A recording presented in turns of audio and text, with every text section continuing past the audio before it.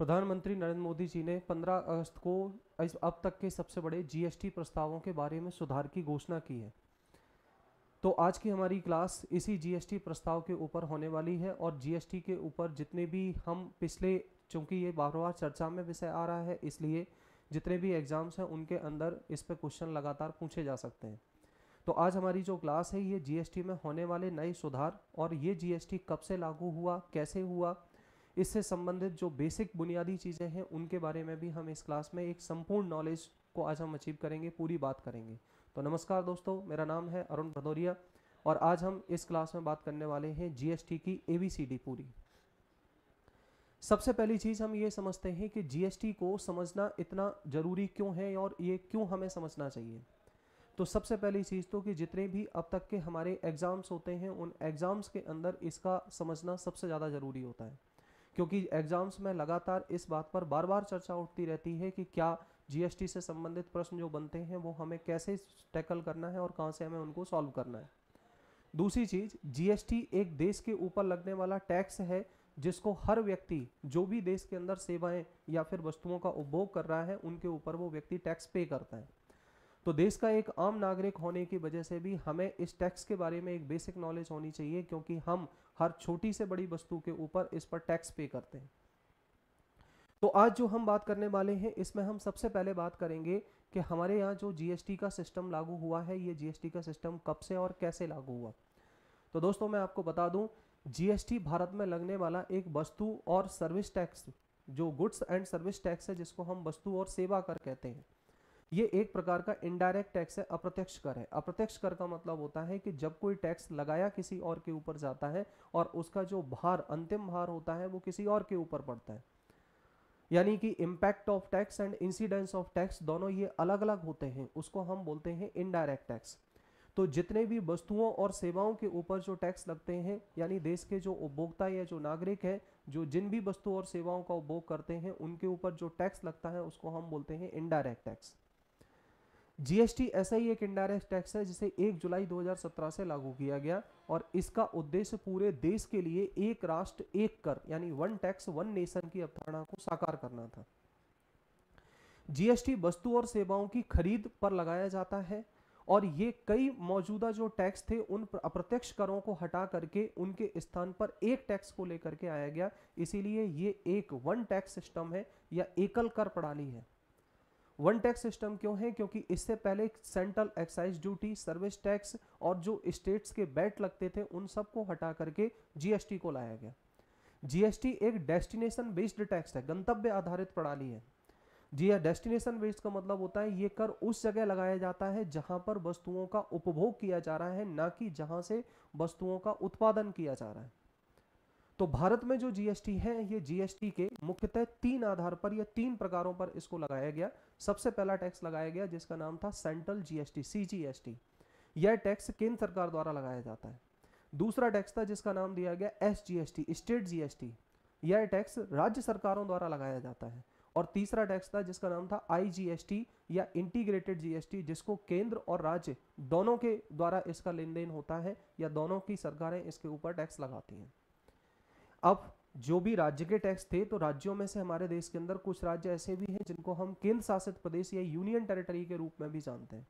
तो जो भी हमारे देश के केंद्र शासित प्रदेश हैं उनके अंदर जो टैक्स लगाया गया था जीएसटी को लेकर के, उसको हम बोलते हैं UTGST, union territory goods and service tax. तो ये तो हमारी एक बेसिक बात हुई थी कि जीएसटी में हमने कितने जो टैक्स हैं उनको लगाते हैं या ये कब से लागू हुआ। अब हम दोस्तों इसमें बात करते हैं जीएसटी स्लैब के बारे में कि जीएसटी के ऊपर कितने स्लैब हैं। जीएसटी स्लैब, स्लैब का मतलब है इसकी दरों से। तो प्रारंभ में जो इसकी दरें थी, यानी कि प्रारंभ में इसको जो डिवाइड किया गया वो डिवाइड किया था 0%, 5%, 12%, 18% और 28%, इन दरों में विभाजित किया गया था।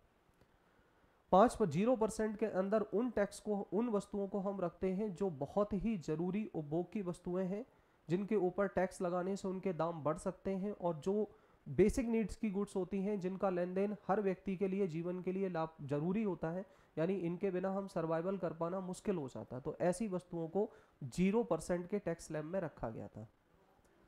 फिर इसके बाद आते हैं 5% का स्लैब। 5% में भी हमने कुछ उन जरूरी वस्तुओं को रखा जिनकी कीमत को भी हमें सस्ता रखना आवश्यक था। 5% के बाद दूसरा आता है 12%। 12% में हमने डेली जो रोज उपयोग की, दैनिक उपयोग की हमारी वस्तुएं होती हैं, जो बहुत आवश्यक नहीं होती लेकिन फिर भी आवश्यक होती हैं, तो उनकी कीमत भी कम रखे ताकि हर व्यक्ति अपनी डेली नीड की वस्तुओं को खरीद सके, इसलिए हमने उनको रखा 12% में। अब आते हैं जो टैक्स स्लैब, इसमें 18% और 28% का है। इसमें उन वस्तुओं को रखा जाता है जो या तो विलासिता की वस्तुएं होती हैं जिनको हम लग्जरियस गुड्स कहते हैं, और या फिर ऐसी वस्तुएं होती हैं जो सिन गुड्स जिनको बोला जाता है, यानी इनका नकारात्मक प्रभाव हमारे स्वास्थ्य के ऊपर पड़ता है। जीएसटी से संबंधित एक बात हमें और याद रखना जरूरी है कि जीएसटी लाने की एक पीछे सबसे बड़ा कारण यह भी था कि जीएसटी से पहले जितने भी टैक्स लगते थे उसको हम बोलते थे टैक्स ऑन टैक्स, या जीएसटी के द्वारा कास्केडिंग इफेक्ट या ये टैक्स ऑन टैक्स वाले सिस्टम को खत्म किया गया। टैक्स ऑन टैक्स का मतलब है कि मान लेते हैं यदि किसी व्यक्ति ने इस मार्कर को 10 रुपए का खरीदा, या मार्कर की कीमत जो मैन्युफैक्चरिंग कॉस्ट है वो 10 रुपए अगर आती है और इसके ऊपर सरकार ने 2 रुपए टैक्स लगाया, तो इसकी जो मार्केट प्राइस या जो एमआरपी जिसको हम बोलते हैं वो हो जाएगी 12 रुपए। अब जब ये किसी दूसरी जगह पर जाकर के ये बिक्री होगी इसकी, तो इस पर फिर से जो टैक्स नया लगेगा वो पूरे 12 रुपए के ऊपर काउंट किया जाएगा। यानी इसको हम एक नए तरीके से समझते हैं, जैसे मान लेते हैं कि हमने एक पेन लिया और इस पेन पर लगाई गई जिसको बोलते हैं एक्साइज ड्यूटी, या इसको बोलते हैं हम उत्पाद शुल्क। तो जब भी उत्पाद शुल्क लगेगा तो पेन की जो वास्तविक कीमत थी 10 रुपए, उत्पाद शुल्क लगाया गया 20% की रेट से, तो ये कितना निकल के आएगा 2 रुपए, है ना। तो इसकी जो एमआरपी होगी वो कितनी हो जाएगी, एमआरपी हो जाएगी 12 रुपए। अब फिर इसके ऊपर मान लेते हैं एक टैक्स हमने और लगाया जिसको बोला गया सेल टैक्स, और सेल टैक्स की रेट है 20%, तो 12% का 20% कितना निकलेगा, लगभग 2.4 रुपीज। तो अब इसको ऐड करने के बाद जो इसकी एमआरपी होगी वो कितनी हो जाएगी, लगभग 14 या 15 रुपए के आसपास इसकी एमआरपी होगी। इसका मतलब ये हो गया कि जो टैक्स पहले 2 रुपए ये लग चुका था उसके ऊपर ये दोबारा से टैक्स फिर काउंट हुआ। 10 रुपए के ऊपर तो काउंट हुआ ही, साथ ही 2 के ऊपर भी काउंट हुआ। इसको हम बोल देते हैं टैक्स ऑन टैक्स, यानी कर के ऊपर कर। तो जो ये कर के ऊपर कर लगाने वाला सिस्टम था, इसको जीएसटी के माध्यम से समाप्त किया गया। अब हम बात करते हैं कि जीएसटी में जो अभी हाल ही में बदलाव हुए हैं, उन बदलावों के ऊपर क्या मोदी जी ने इसके ऊपर घोषणा की है, या इसके ऊपर क्या बदलाव लेकर के वो आए हुए हैं। तो यह जो बदलाव अभी किए गए हैं ये जीएसटी स्लैब के अंदर बदलाव किए गए हैं, और ये अब तक के सबसे बड़े बदलाव हैं। जैसे अभी जीएसटी में 5%, 12%, 18% और 28% के जो 4 स्लैब चल रहे थे, नए प्रस्तावों के तहत इन स्लैबों को घटाकर अब केवल 2 मुख्य स्लैब रखने की बात की गई है, और 2 वो मुख्य स्लैब हैं 5% और 18%। यानी कि जो 12% के स्लैब में जितनी भी वस्तुएं आती थी, अब उनको 5% के स्लैब में लाया जाएगा, जिससे रोजमर्रा की जो चीजें हैं जैसे पैक्ड घी हो गया और जूते चप्पल हो गए, पैक्ड फूड आइटम्स हो गए, इन सारे आइटम्स पर पहले 12% का टैक्स लगता था, अब उनको हम 5% के टैक्स स्लैब में रखेंगे। इसका मतलब ये वस्तुएं अब हमारे लिए सस्ती होने वाली हैं। दूसरा, जो 28% का स्लैब था, उस 28% के स्लैब की वस्तुओं के 90% सामानों को 18% के स्लैब में लाया जाएगा, और इन 18% के सामान में जो मुख्य वस्तुएं आने वाली हैं वो हैं जैसे air condition, TV, cement, car इत्यादि। तो अब जिन सामान पर पहले 18% टैक्स लगता था, 28% टैक्स लगता था, अब उनके ऊपर 18% टैक्स लगेगा। इसका मतलब ये इनके दाम भी घटने वाले हैं। फिर एक तीसरा स्लैब इसमें और नया जोड़ा गया जिसको हम बोलते हैं 40% का स्लैब। ये 40% का स्लैब वो है जिसमें सिन गुड्स या फिर जो भी लग्जरियस गुड्स होती हैं उनको इसमें रखा जाएगा। सिन गुड्स का मतलब है ऐसी गुड्स जैसे बीड़ी, तंबाकू जो हमारे स्वास्थ्य के लिए हानिकारक है, या फिर लग्जरियस गुड्स जो हमारी विलासिता को प्रदर्शित करते हैं, जैसे महंगे ब्रांडेड कपड़े या फिर महंगे इंपोर्टेड कार या कुछ ऐसे ही सामान जिन सामान को किसी व्यक्ति के दैनिक जीवन से उपयोग से संबंधित नहीं होते, वो केवल विलासिता को प्रदर्शित करते हैं, ऐसे सामान के ऊपर अब 40% की रेट से एक नया टैक्स स्लैब बनाया जाएगा। हालांकि अभी इन प्रस्तावों को जीएसटी काउंसिल के सामने रखा गया है, अभी जीएसटी काउंसिल से इस पर अप्रूवल आना बाकी है, लेकिन ऐसा कहा जा रहा है कि जो मोदी सरकार है उस मोदी सरकार के द्वारा देश के उपभोक्ताओं के लिए ये एक तरीके का दिवाली गिफ्ट होगा, क्योंकि इससे रोजमर्रा की बहुत सारे सामान सस्ते होने वाले हैं। एक इसमें नया बदलाव और हुआ है, इस प्रस्ताव के तहत अभी तक जो हेल्थ इंश्योरेंस और जो लाइफ इंश्योरेंस पॉलिसीज होती थी उनके ऊपर 18% की दर से जीएसटी काउंट होता था।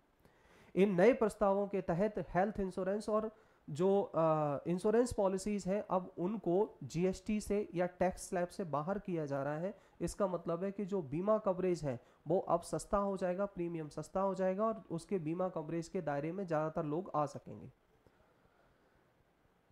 ठीक है ना।